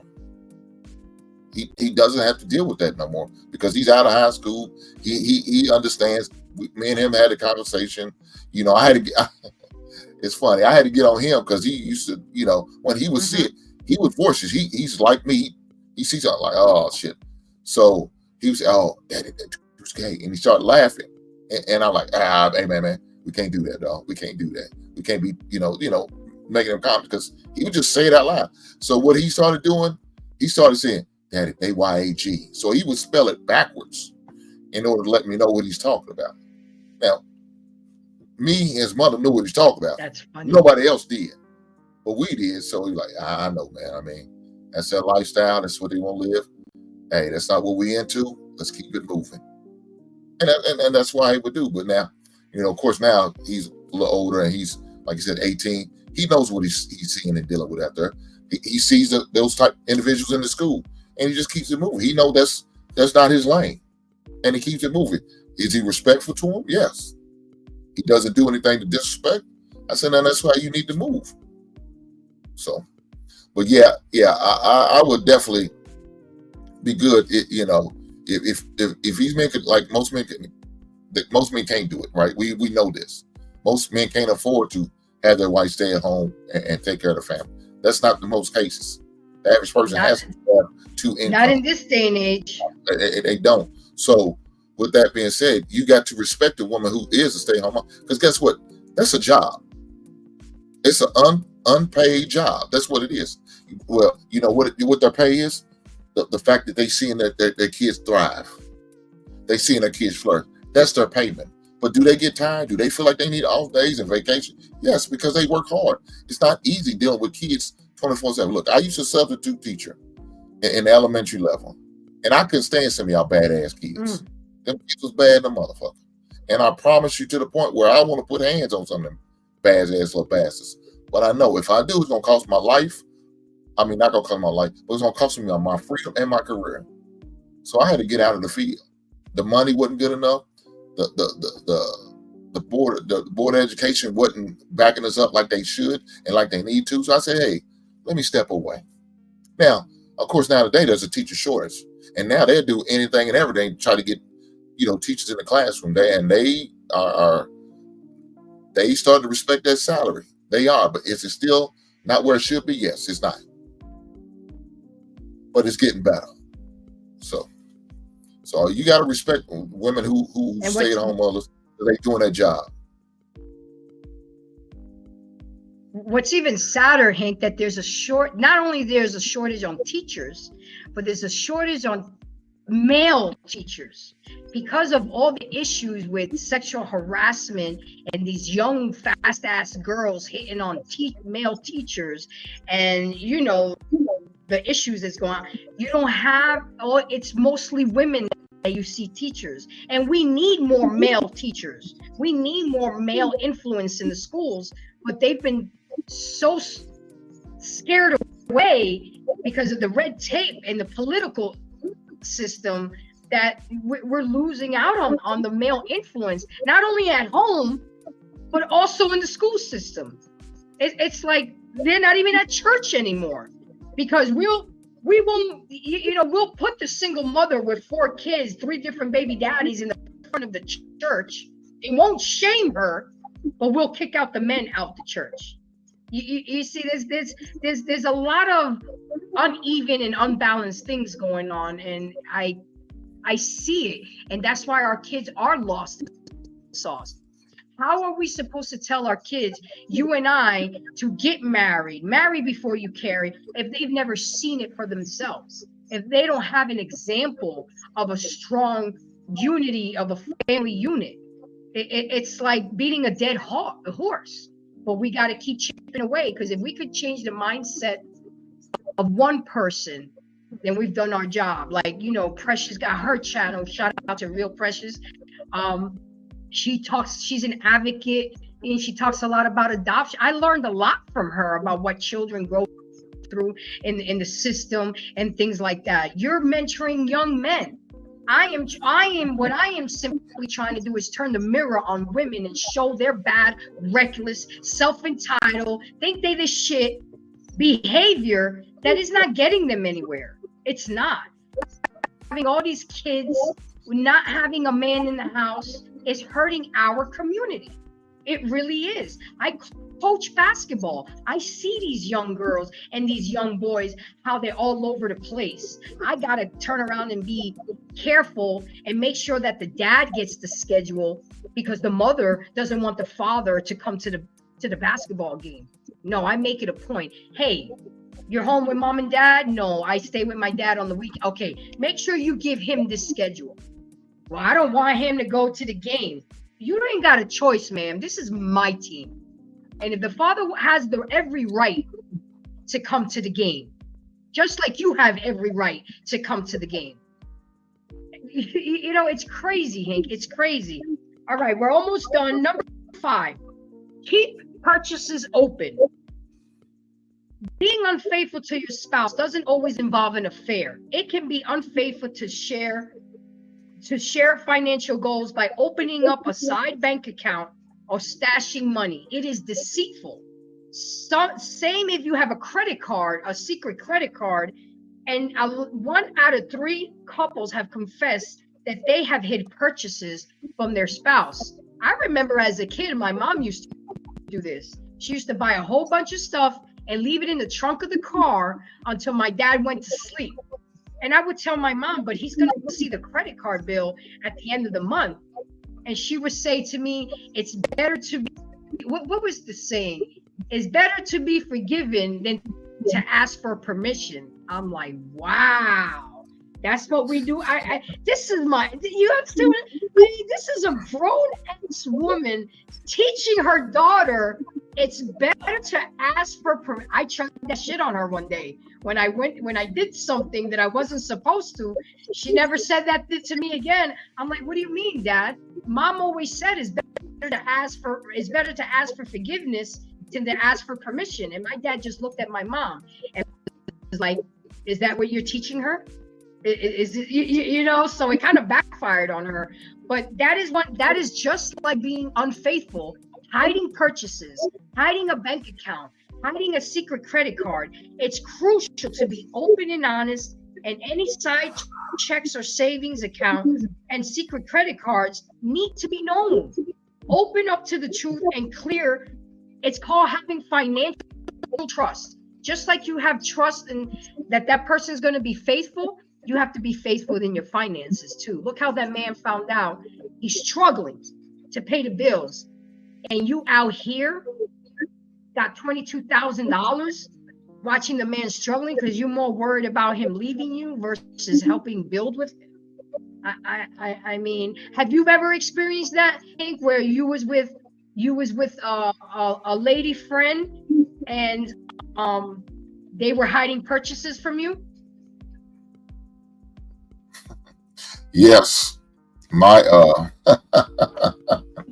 but she really wouldn't have, but she wouldn't. I knew she had it because I knew her trunk was like a storage location for her.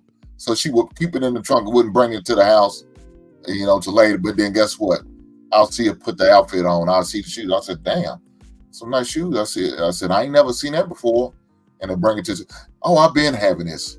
Well, she's probably right. She probably had it for a long time. It just settled in her car. You know what I'm saying? Or it was in the garage or something like that, or downstairs in her lady room, you know, and I didn't see it until she wore it and put it on. So she's probably right. Yeah, I've been at it for a while. Okay, but didn't even know you had it. That's the whole issue. So yeah, I experience, but like I said, I make sure I call it out. I make sure I let me know, yeah, I see what you're doing. Not approving of it, but I see what you're doing. But did it affect the finances in the household with those purchases? No, that wasn't the case at all. But you know, it was just a thought. It's like, okay, then if you're willing to do something like this, what else are you willing to try to hide from me and be deceitful with me about? So that's when it becomes an issue. You know what I'm saying? And a lot of ladies need to think about that, because a man's gonna sit there and log that in. He's gonna have that in the back of his mind. It's like, yeah, she's doing underhanded stuff on this. Like I said, a little $20,000. What else is she keeping from me? Is she out there doing things that, you know, I definitely wouldn't approve of, like having a work husband and shit like that? Yeah, see, that's a problem. That's a problem. So absolutely. Number 6, set expectations together. When it comes to money and relationships, unmet expectations can cause a lot of conflict. The quickest way to feel unfulfilled and unsatisfied with your spouse is when you expect things to go a certain way, only to find out that reality is a bit different. Couples in healthy marriages are twice likely to discuss their money dreams together. You have to discuss your money dreams, because if you don't set expectations, it's going to mess everything up. It's going to mess everything up. And then the last one before I let my guest up, Smitty, number 7, don't let the kids run the show. Buying them the latest video game, the latest Jordans, and it's not in the budget, you already know there's going to be a big money argument, whether it's buying them toys or giving them an allowance or just paying for sports equipment. Kids have a way of bringing out couples different views of money and causing arguments. They use each other against each other.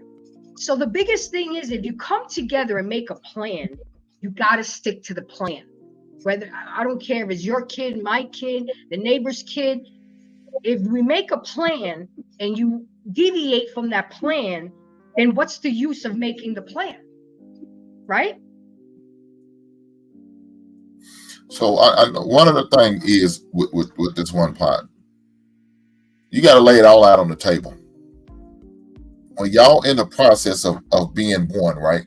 That means I need to know every bill you have, every amount of debt you have. I need to know all of that. I need for you to put it there on the table. I want to see it written down. We're going to do this old-fashioned way. If that means I need to get you a copy of every bill you got, put it there. Put it on the table. We need to go for a budget. And we're going to have a plan. We're going to have a plan. Come up with a budget so we can pay these bills off. So if that means you got a $5,000 credit or $10,000 credit card that we need to address and we need to deal with, student loans, whatever the case may be, I need for you to be honest and upfront. Because what I don't want to do is come find out, okay, I don't remember this bill being on the table when we had this conversation. All of a sudden now you paying $259, $265, $380 bill every month. What is this? What is this bill? Is this you stashing money away bill? Or is this a legit bill that you didn't want to tell me about because you were embarrassed because it's so damn high? No, we're not going to be embarrassed. We're just going to be upfront and honest. Let me know what I'm getting into. I don't want to be going into secrets. Exactly. I don't want to be deceived. I don't want to be none of that. Lay it on. Look here, please believe. I know you got that. Nobody's without that. Nobody. And there's nothing wrong with it. As long as it's not as bad. As long as you're not upside down on your bills. Now that become a problem, more likely you won't be with Ink. But if you're able to manage it, you just not, you don't have the guidance, you don't have the knowledge, you don't have the, what you need to do to create a good budget, a budget that's going to benefit you and to benefit us as a whole. Then I'm gonna help you with that. We're gonna talk about that. We're gonna pay our bills on time. We're gonna pay more than just a minimum. We're not doing that. What are we in college? What are we in elementary? What are we doing here? We grown men. We got to pay our bills on time, and we got to pay above the minimum payment, because guess what? That interest gonna tear your ass up. So yeah, that's got to be Absolutely. we got to know what's going on and be upfront with it. Don't look. You could be embarrassed if you want to. Be embarrassed, but still put it out there on the table. This is what it is. This is where I stand. This is what's going on. What we gonna do about this? And I say we gonna do, because it's gonna be me and you going to pay these bills off. That's what we're gonna do. Absolutely. How you doing, Smitty? What's up, my guy? Reese back. All right. Grace. All right. Big Hank. All right. Salute, man. Everybody in the chat. How's everything, man? It's a beautiful Wednesday, Good, my good. So guy. Always above ground. That's right. What's up, Grace? how much have you heard? How much have you heard? And let me get your, I mean, it's been me and Hank, and the chat is lit. Okay. But what do you have to say about the one pot theory? What is your feedback or input on that? Do you agree? First of all, do you agree or disagree? The one pot theory. Oh, yeah. Okay. You know what's crazy?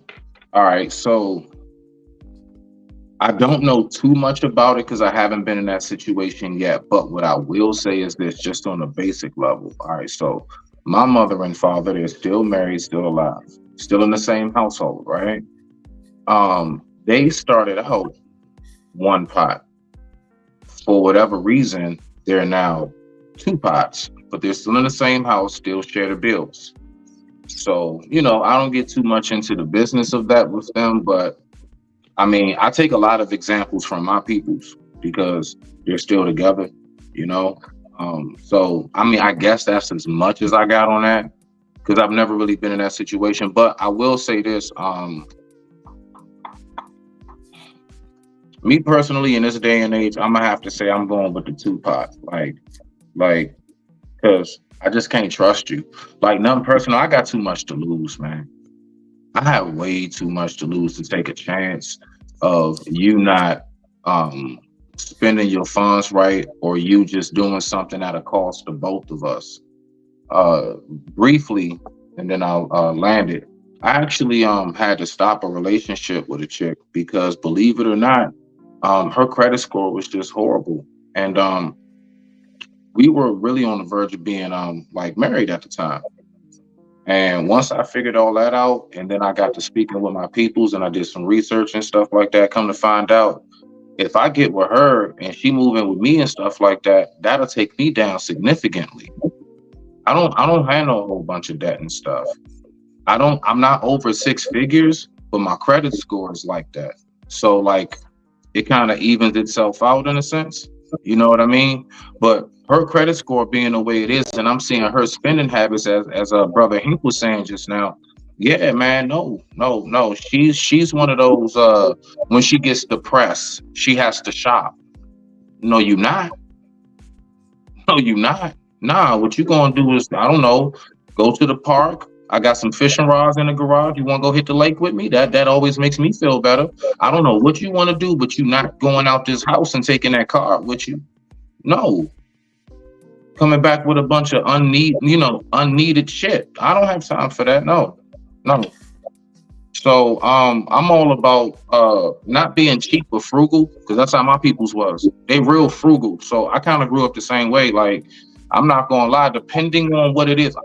I'm a penny pincher for dumb shit, but I damn sure will spend my money for great quality.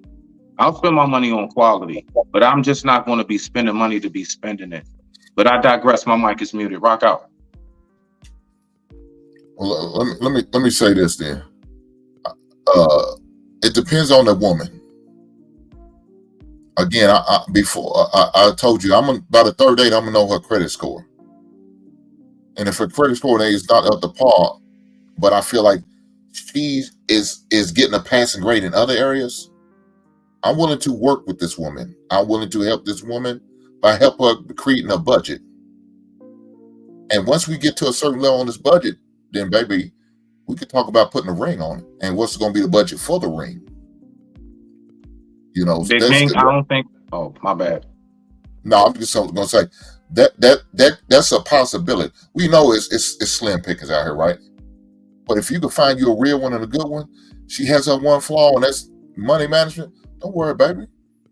I'm gonna make it work. Now, I'm not gonna allow you to have access to the accounts like you think you're gonna have until you get your financial literacy course online done and you got a passing grade. Yeah, and then we can talk about putting you on the accounts.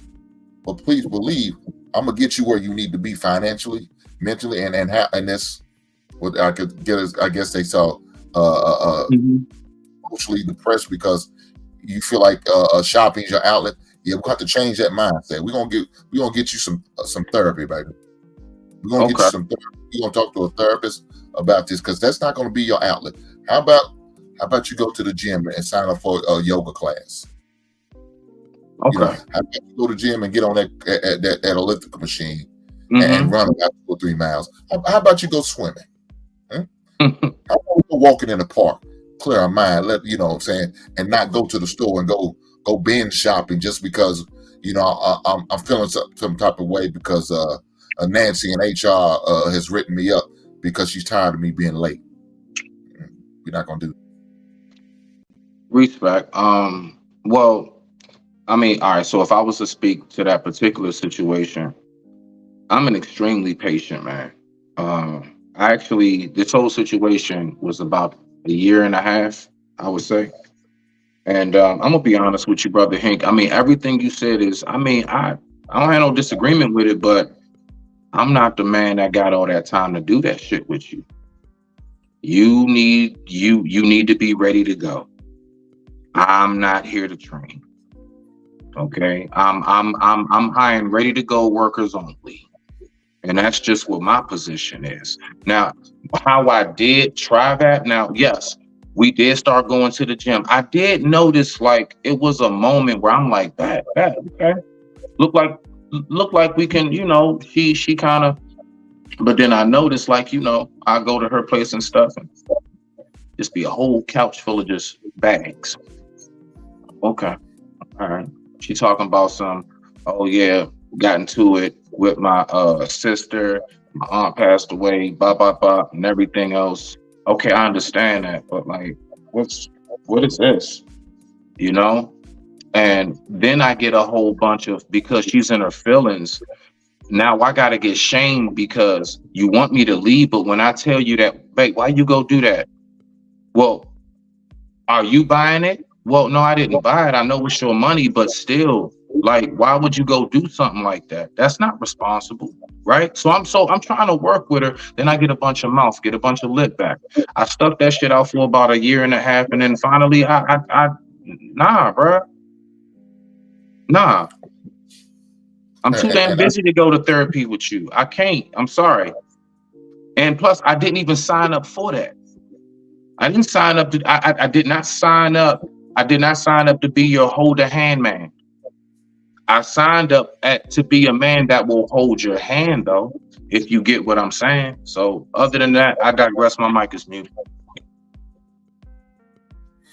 Well, the thing about it, I understand what you're talking about. Like a man of my age, I expect you to be ready-made myself, right? I expect that, but I'm pointing mine towards the younger men. Because, like I said, most of them coming out of college, we know they're gonna have debt. That's off top. We that's to be known.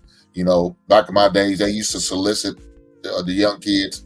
You know, going to a basketball game. You know, saying orientation, open enrollment. They be at the libraries. They be at the front of the football stadiums or the basketball arenas. Whatever the case, they having homecoming. They there. You know, solicit guys get credit card. They still there. They just do it more slick and sly about it. They just send it through your goddamn email.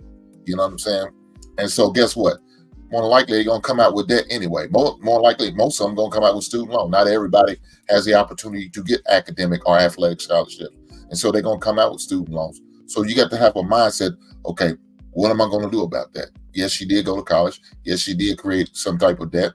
What am I going to do about that? Am I going to say, hey? But if she shows that she's willing to learn and listen, then she's got a chance. And that's the most important. If she shows she's willing to learn and listen, then she has a chance. And I can rock with that. Now, if she's just going to be like what she said, what do you care? It's not your money. Okay, baby, it lets me know right now you're not willing to listen or learn. And don't sound like you're ready to move up off your square on this situation. And that's cool. I'm sure there's a man out there that's willing to put up with your bullshit. It's just not this man. And so I would move on. And I don't blame you for doing that. But at the same time, if she's willing to learn and listen, then go from there. So Agreed, I bro. gotta read this comment. I gotta read this comment. It says, why y'all just can't let us fail? Why does it have to be a whole scene? Can I fail in peace? Because we have kids, Sugar Bum. You don't. We need to think about our legacies. We need to think the children are our future. And if we allow them to fail, then we have a failing society. That's why. I mean, do you see your thought process? It's like it's crazy to me. It really is. And Smitty, I understand what you're saying because I'm in that same boat. I'm too old to mold. Okay, I'm at an age where I'm already, I have a 17-year-old son. He's about to graduate high school. I don't have the patience to try to. I will teach and enlighten, but to actually like start over with a man and teach him this and teach him, no, I got for that. I mean, if I value him and love him that much, absolutely. But because you already know before you got your lady, there was piss in the dating pool. And to add to it, I'm too old to mold. So I get it, Smitty, and the fact that you hung in there for a year and a half is noble. But there's too many out here. You just got to vet the system correctly. And another thing is, I try not to bring God and religious and my spirituality into things, but I think that's the main reason why we're so lost in the sauce is because we took God out of everything. We took him out of school. You can't pray before a game now. You can't do nothing. But you best believe on the dollar bill, it says, in God we trust. And that piece of paper, we value that piece of paper more than what we should really value. And I'm just going to bring up one verse from the Bible, Mark 10:6-9. From the beginning of creation, God made them male and female. For this reason, a man shall leave his father and mother and be joined to his wife, and thou two should become one flesh. So they are no longer two, but one flesh. So that also means one power. Right, Nick? If you're going to become one flesh, that means one everything across the board. You can't pick and choose. Can I say one thing real quick, Grace, if it's okay? Absolutely. I do want to make this clear though. I absolutely get what Brother Hink is saying because, I'm gonna speak for myself, and if Brother Hink, if you concur, beautiful. All right. I know as a man, and I've spoken to this before, Grace, how we do find purpose in guiding and teaching. So what he's saying is like, be patient. No, I totally get that, because if she's having a flaw in that, and if I'm able and if I'm equipped and I have the time and the patience to be able to go ahead and take that on, like honestly, I mean, I really see that as like having purpose, having a sense of fulfillment. You know what I mean? As a man, at least, because I'm gonna be real with you. Like, I find a lot of joy in knowing that I'm in a position where the people around me, whether my child, my mother, close friends, my sisters, whoever, if they need me, I can do something. I'm not like ass out, I can actually assist those around me. And really, that's really where I find my joy and my happiness. My happiness is not living my best life and loving on me. I get a lot of pleasure when I'm able to put a smile on the people around my people's face. So I do get you, Hank. I digress. My mic is muted. I mean, Well, something look, else that I do on the side. Go ahead. Go ahead, Hank. it's I'm the type. Look, again, like I said at the beginning of the show, I'm not. I don't give a damn if I change your mind. If I pinch you into one part, I don't care. At the end of the day, me and my lady, who's going to be my wife someday, is going to be in a good position. Why? Because we both agree on this. That's one of the things we those big three that we talk about: communication, sex, and money and finance. We agree on. That won't be a downfall of us. Sex won't be a downfall for us. Communication will not be a downfall for us, because I make sure I put that into practice and make sure I work on that. I make sure I be a good listener. You know what I'm saying? That's the one thing you, as me and you, got to be, is a good listener. Pay attention. Slow to speak, quick to listen. And what you want to do is implement that same thing with your lady. You know, we know the ladies love to talk. But now we got to work on ladies. Like, hey, ladies, I need for y'all to learn how to listen. I know you know how to express yourself. Y'all know how to use your mouth by talking. Y'all talk. We understand it. But I need for y'all to listen, man. When y'all can listen, then guess what? Now we having back and forth communication. Now it's not a one-way street. You're not just lecturing to me. We're actually having real conversation. So that's another thing where I work on me. And part of that is having a conversation with your woman and being honest with her. Look at this. I need for us to do this. And if you're not okay with it, look, I can respect that. I'm not going to look at you as a lesser person. I'm not. But I'm not going to be with you. We're not going to rock together. We could be cordial. I could see you, say hi, we could talk, say, cool. But I'm going to find a woman, a lady, who's going to be down with this, because this is important. Because that lets me know where your heart really is, where your mind really is, where you really stand on being married. I need everything. I don't want 90% of you. I don't want 95. I don't want 99. Don't sell me short. I need all of you. Because I'm going to give you all of me. There's no secrets, no hiding, there's no passwords, there's none of that. Somebody said, what privacy? What's privacy when you're married? We together. What you mean privacy? Ain't no privacy here. You have every right to know what I know, and I have every right to know what you know. There's no privacy. You don't have to worry about it. And if I do got a password, it's because of work, and guess what? You know the code. So if you feel like you have any questions, you can go do what you need to do. Now, I want you to come back to you apologize to me, because you owe me that for thinking I'm doing something I don't need to be doing. Yes, sir. You need to come back and bend the knee and apologize. And I'm going to accept your apology, and we're going to make love, and we're going to move on. Facts. All right, guys. Well, I went down through the 7 things that I'm hoping that somebody can take something away from this, apply it. And everything that you said, Hank, I really, really appreciate you coming through. This was an important topic that I feel that, well, I don't like to use the word feel, that I think a lot of us, not just us, everybody needs to learn, because it's team. It is teamwork makes dream work, and a lot of us are leaving marriages over frivolous things, over a piece of paper. So with that being said, Smitty, I'm going to give you an opportunity to say any final. First of all, thank you for coming, even though it was at the 2-minute warning in the 4th quarter. I still appreciate your presence and your input as usual. Go ahead and give me any thoughts that you may have to put down on this topic, and let people know where we can find you, so we can like and subscribe to your channel as well.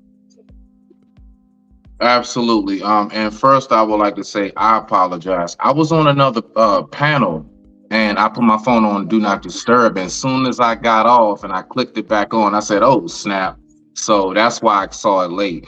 But other than Okay. that, nah, Grace, man, great show. One thing I'm gonna give you, Grace, like seriously, you are definitely doing your thing. You are making moves. You are definitely putting in that work. So I want to salute you more than anything. You always have a great show, Grace. I wouldn't keep coming back if it was something that I didn't enjoy, and if it wasn't a place I didn't like to be. Brother Hank, it was absolutely a pleasure, my brother. You know, and other than that, you can find me at Smitty's Corner, YouTube. All right. County King on IG. Just type in County with a K, no spaces. And other than that, you can catch me over here at Grace anytime, right? And I digress. My mic is Yep. muted. Y'all rock out. Thank you once again. You know I love us. Respect. All right, my brother. I want to thank you again for collaborating with me. I'm gonna grab you about every couple months, because I need your voice. I need a strong Black king to try to relay what I'm trying to put out there to my ladies, to other young men. I may not be a licensed therapist or a licensed psychiatrist, but I am an expert in life and in the experiences that I've been through. So I appreciate you coming in. If you could just go ahead and give me some final thoughts, and of course, and let people know where we can find you, so we can like, subscribe, and share. No problem at all, Grace. I appreciate you having me. My final thoughts is, look, guys. One pot doesn't mean you put all your money into one savings account and one checking account, and that's it. No, I'm all for diversifying your money. I'm all for making sure y'all invest into 457s, 457 Roths, 401ks. Make sure you invest your money into credit unions. You can get some of the best rates at credit unions. Multiple accounts to multiple things. But at the same time, I also need for you guys to make sure that your spouse has all access to every account. If she's willing to do the one pot thing, make sure your spouse has access, same access that you would have. If there's any question on certain amount of purchases, hey, present it. Don't try to be sneaky and try to hide shit and do that sneaky shit, because that's not doing anything for the relationship. What that's going to do is hinder the relationship. It's going to put trust issues on the table, and you definitely don't want that. You definitely don't want that. Another thing is, make sure y'all invest together, and y'all talk about how much you're going to invest and what you're going to invest in, and the percentage you're going to do. I talk about that all the time on my financial literacy show. Have those conversations. Have those conversations, because you don't want to be investing in one thing and it's a failure, not being successful for you, not giving you no returns. Don't do that. Make sure you get a financial advisor. Make sure your lady's there when you do have that conversation with them. I mean, me and my lady just went to them and found out the perks and the benefits, and make sure she signed up, because I was already signed up for it, but signed up on a credit. Well, what's that? It's almost like a LifeLock, but costs a little different for the bank I deal with. But make sure you sign up for that. Make sure your woman's secure about that, and she signed up too. Because guess what? When y'all get married, y'all both credit's going to be affected by it. So make sure y'all both on the same page. Another thing I would encourage y'all to do: get your credit reports. That needs to be presented. That needs to be put on the table. So I not only want to see the proof of what you're paying and the bills and what your debt to income ratio is. I need to know all that. But I also want a credit report, because that's going to let me know your financial history right then and there, and your mindset, and on what you did in your past, on what you're doing in the present. Where there's some changes in where you was making questionable decisions, but now in 2023, you're making the right financial decisions. I want to see the change. I want to know and hear you have a conversation about financial literacy with your partner. Don't make it like it's a taboo thing to talk about money. It needs to be talked about. Because guess what? When y'all get together, y'all need to know where you can afford to go live at. What kind of schools you want your kids to go to. And if you want to send your kids to a private school, you got to be able to afford to do that. If you're going to put your kids in daycare, you need to be able to do it. If there's any extracurricular activities that your children want to be in, you need to make sure you can financially afford that. Guess what? Your kids may need braces. Y'all need to be able to financially afford to do that. Dental insurance ain't always 100% on braces, guys, in case y'all didn't know. So you got to be able to financially be able to afford to do those things for your children. And if you have a kid that's special needs, you need to have be able to afford to do that. So make sure, make sure y'all definitely have that money conversation. I know it may be hard. I know it may be uncomfortable, but those conversations need to be had. Just like your expectations, just like your style of communication, just like the expectations on sex. Please make sure you have that conversation. Your woman may, hey, I'm good with just once a month. You be like, bullshit. I need it 4 times a week. Oh, so now we need to come to some type of understanding, because once a month ain't gonna cut it. 4 times a week may be too much for her. So now we got to compromise. Can we meet somewhere in the middle? Now, can we do it? Okay, no, you once a month. How about we do it twice a week? Can we do that? Yeah, maybe. Okay, cool. Let's go. But that has to be the conversation. It needs to be made. And if you don't, you're doing yourself a disservice. So, guys, look, I appreciate y'all coming today. I appreciate y'all rocking out with me and Grace. And you can find me again in the basement, 7 p.m. Eastern, 6 p.m. Central, Mondays and Wednesdays. You also can find me on Lapifa Sundays. Come check me out over there. You also can find me on King Talk. Come check me out over there. You can also check me out on Black Man Unfiltered channel in the Barber Shop on Fridays. Come check me out there. And, anytime I'm going to get the opportunity to come up here and hang out with you, Grace, you can check me out there too. So, all right, guys, just keep rocking with us, man. I'm sure me and Grace is going to continue to put out great content. We're going to continue to put out good information. And we're going to continue to share and open up the floor and have questions if y'all willing to come up here and ask questions. Are we willing to interact with the chat? As you see today, we did some great interaction. And some of it was kind of questionable and off the wall, but hey, look, it's part of it, ain't it? That's the way we roll. But keep rocking with us. I promise you, you won't be disappointed. It's fun to me. I enjoy it because it only proves and validates how much work we need to continue to do. So as far as my final thoughts, once again to my everyday embracers, thank you for coming. Thank you for continuously embracing me. To my new embracers, keep coming, rocking with me. Catch up on the shows. I got some good shows there. Definitely support Hank. He's got some great shows. I make my son follow him so he can learn from you, Hank. But my final thoughts on the one pot theory: money and marriage should come hand in hand. It's time to stop making stupid, silly, and selfish mistakes and find a common ground, because cultivating a solid marriage, union, or relationship takes time and intentionality. We need to learn to discuss finances in a more productive way. Remember, you married this person for a reason. Whether you believe it or not, or admit it or not, you need their skills, insight, and perspective, especially when you don't have those skills. The free spirit or the nerd can bring valuable insight and knowledge to the table for each other. They're your teammate, and you got to start acting and treating each other accordingly.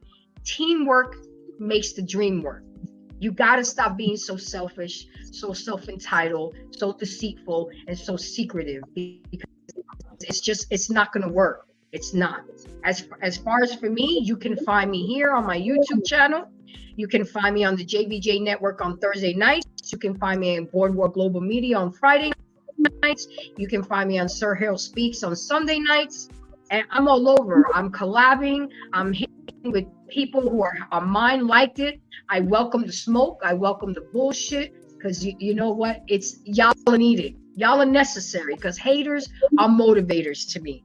Again, Hank, thank you for coming. I'll hit you up every 2 months. Pick a topic, and we're gonna rock with it. And thank you for rocking with me, everybody in the chat. Thank you, I appreciate you. Doreen, thank you for being my moderator. Even though you were moderating for Hank, you was doing it for me too. I appreciate the love, Polo. I appreciate the support. I really appreciate it. Y'all have a good night. Peace. Hank, have a good night, King. You too, ma'am. Thank you.